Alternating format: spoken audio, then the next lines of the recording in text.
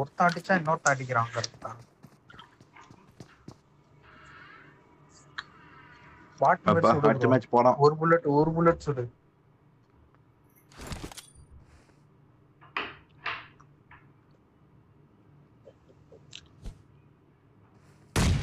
ஐயோ போயிட்டான்.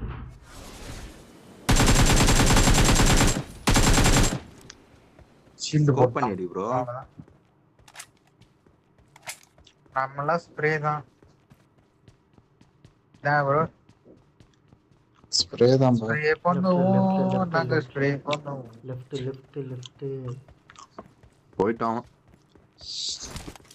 அவனுக்கு பாரு, நான் இங்கதான் வந்தேன், அவன் இப்பதான் கீழே இறங்கினான். இறங்கிட்டு ஸ்கேட் போர்டு கிடைச்சிருச்சு. அந்த இடத்துல தான் போனேன், எனக்கு கிடைக்கவே இல்லை.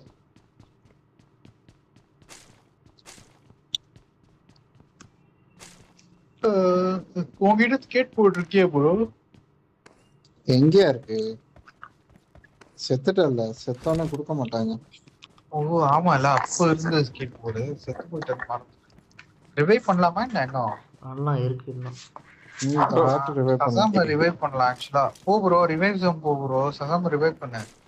இன்னும் 40 செகண்ட் இருக்கு ப்ரோ. போ ப்ரோ, 100 மீட்டர் தான். போ ப்ரோ, கிட்ட தான் இருக்கு. ஸ்கேட் யோ போர்டு இங்கதான் ஏன் கேம்ப் பண்ணிட்டு இருப்பாங்க? இல்ல ப்ரோ, போ ப்ரோ. அதான் 80 மீட்டர் ஸ்ட்ரைட்ல ஒருத்த வரான்யா.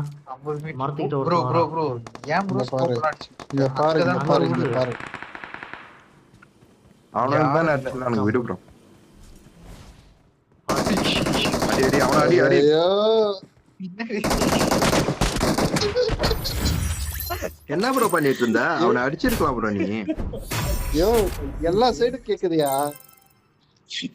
7-8 ஃபுட்ஸ்பிரிண்ட்ஸ் கேக்குதியா? நான் என்னையா பண்ண முடியும்? நான் டைமண்ட் வந்துட்டேன் गाइस. ஐயோ அவன் மைண்ட் ஓடிட்டு இருக்கான் நினைச்சு அவன் டீம்மேட் தான். ஆடு மாதிரி. ஐயோ எனக்கே MVP கொடுத்தாங்க. ஆடு வச்சு ஒண்ணுமே பண்ணல.